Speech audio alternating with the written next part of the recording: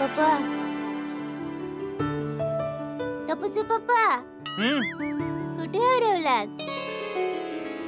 या झोक्यावर झोके घेता घेता मला भचाऊच्या घराची आठवण आली दया. त्या घरात पण असाच झोका होता. रोज संध्याकाळी बापूजी आणि आई त्या झोक्यावर झुलता झुलता सुख दुःखाच्या गोष्टी करत असायचे. जसं आता आपण करतोय, हो ना? या रेनोव्हेशन नंतर आपल्या या घरात भचाऊच्या घरासारखं समाधान जाणवतंय दया. आणि हे समाधान बापूजींच्या चेहऱ्यावर पण साफ साफ झळकताना दिसतंय. बापूजी खूपच खुश आहेत. अगदी बरोबर बोलतेस दया. बापूजी खरोखरच खूप खुश आहेत.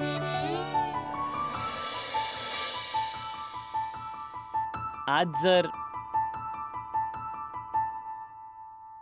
आई असती तर आई पण हे घर बघून खूप खुश झाली असती दया, नाही? टपूचे पप्पा, मला पूर्ण खात्री आहे सासूबाई आता जिथे कुठे असतील तिकडून आपलं हे नवीन घर पाहून जरूर खुश होत असतील.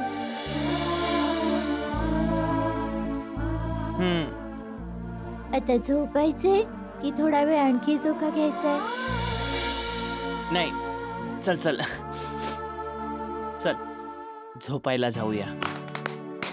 चल.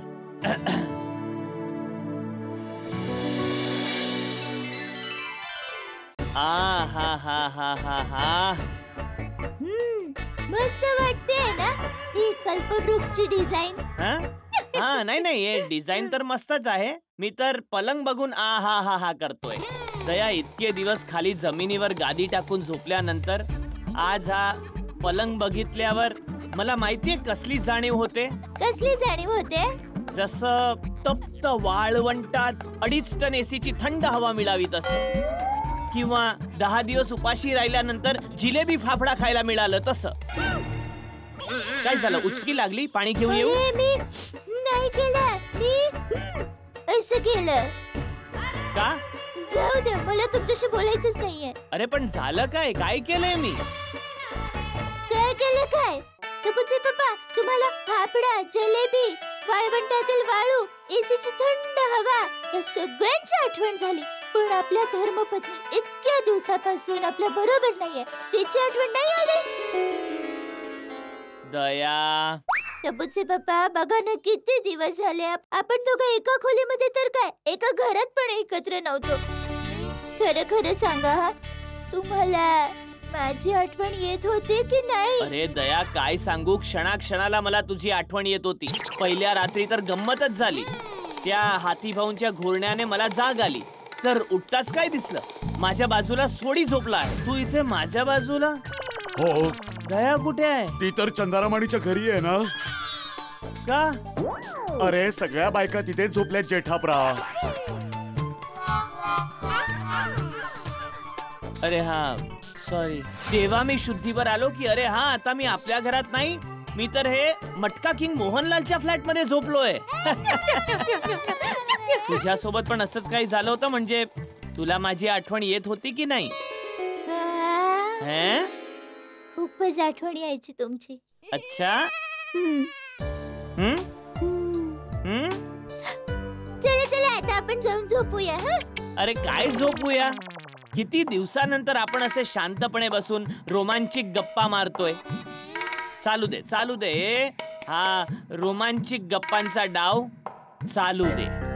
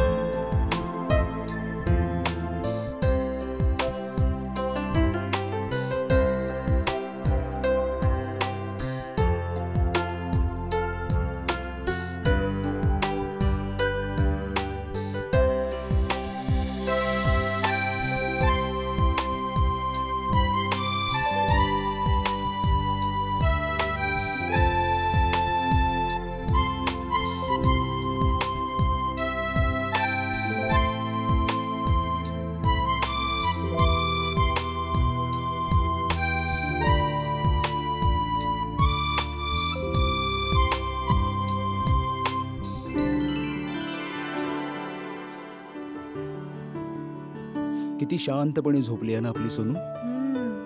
आणि किती दिवसांनी स्वतःच्या रूम मध्ये झोपलीये, ती पण नव्या रूम मध्ये. हळूहळू हळू झोपलीये ती. तिला जशी पाहिजे होती तशी खोली मिळाली. चल आपण पण झोपूया.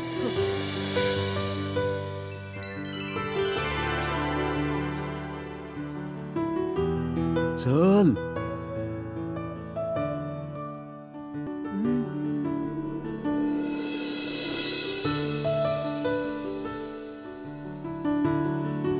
काय बघताय?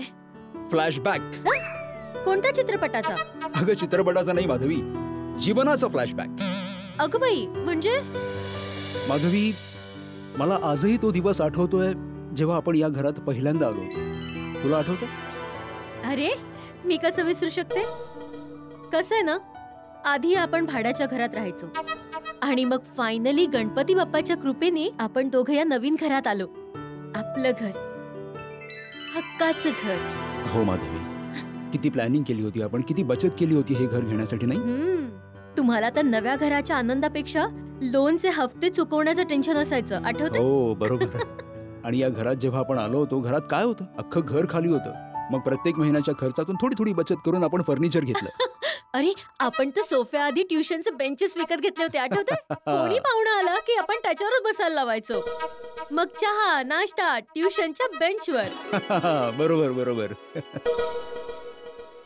माधवी, आज जेव्हा रिनोव्हेशन झालं ना, तेव्हा मला परत तसंच वाटतंय की आपण आपल्या नवीन घरात आलोय आणि आता परत प्रेमाच्या काड्या जोडून आता हे घरटं बांधायचंय. माझ्या कविराज. अरे मी कसला कविराज? कविराज तर आपले मेहता साहेब. आणि मला खात्री आहे आतापर्यंत त्यांनी नवीन घरावर कविता बनवली सुद्धा असेल.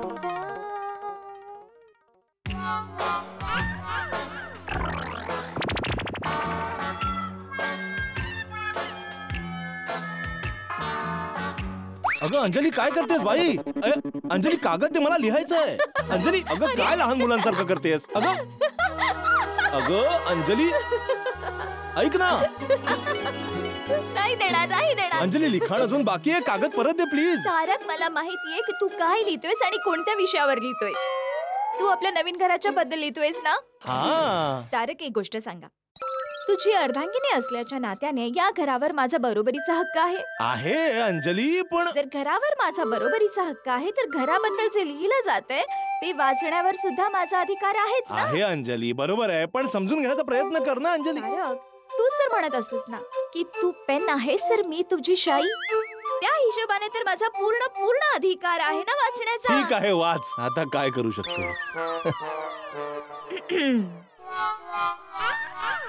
अर्ज किया है, जरा गौर फरमाइए. इरशाद. आभार. हे घर माझा सोबती आहे. हे घर माझी संपत्ती आहे. वाटतंय कुणी दोस्त जुना नव्या रूपात आला आहे. क्या बात आहे तारक. Thank you thank you. आता दे बरं, दे. शांत मनुष्य, शांत. पुढे आहे, पूर्ण दुनिया फिरल्यानंतर आम्ही हे जाणलं आहे, घराच्या चार भिंतीचं सत्य, बाकी सगळी माया आहे. संघर्षाच्या पायावरती लाडा प्रेमाने बांधलं आहे. डोई माथ्यावर झेललं आम्ही, याने जे फरमावलं ते. अंजली, झालं आण. मला बाकीचं लिहू दे, आता आण. नाही तारक, अरे अजून तर अरे बाकी आहे. काय वाचणार आहेस अंजली? मी तर असंच लिहिलंय ते, थोडीशी जोडणी बस. अरे तारक थांब ना, अजून बाकी आहे, जरा वाच. अरे नाही अंजली, आता दुःखाचा माझा हात साक्षी आहे. दुःखाचा माझा हा साक्षीदार, याने सगळं पाहिलं आहे. बायकोने जे दिलं मी ते डोळे मिटून खाल्ले. बायकोने जे दिलं ते मी डोळे मिटून खाल्ले. कवितेमध्ये सुद्धा बायकोला वाईट ठरवणं नाही सोडलंस ना तू. अंजली, ते काय की अंजली, मराठीत याला वाईटपणा नाही, ह्याला विनोद म्हणतात. विनोद करण्यासाठी पूर्ण दुनिया पडलीये, फक्त बायकोच कशी मिळते रे तुला? या विनोदाने तर घरातली शांतता गारच झाली रे बाबा. काय म्हणालास तू? जरा जोरात बोल. नाही हा अंजली, माझ्या म्हणण्याचा अर्थ असा आहे की तू विचार करू नकोस. तसाच आहे तारक, मला सगळं माहिती. कवितेमध्ये बायको लावण्याची काय गरज होती? बाई, जे जीवनात घडतं ते कवितेमध्ये येणारच ना आपसू. अच्छा, असं. मग तुझा बॉस का नाही येत कवितेमध्ये? कधी तुझा परम मित्र जेठालाल का नाही येत? हेन केन प्रकाराने नेहमी मीच कशी येते? हे बघ ते आणि तसंही तारक हे सांग, मी असं काय वाईट केलंय रे तुझं की तू नेहमी माझ्यावर विनोद करत अगं राहतोस? माझ्या म्हणण्याचा अर्थ असा आहे अंजली तुझ्या की- म्हणण्याचा अर्थ मला खूप चांगल्या प्रकारे माहिती आहे. ठीक आहे, तुझी कविता आणि स्वतःच वाच. अरे अंजली अगं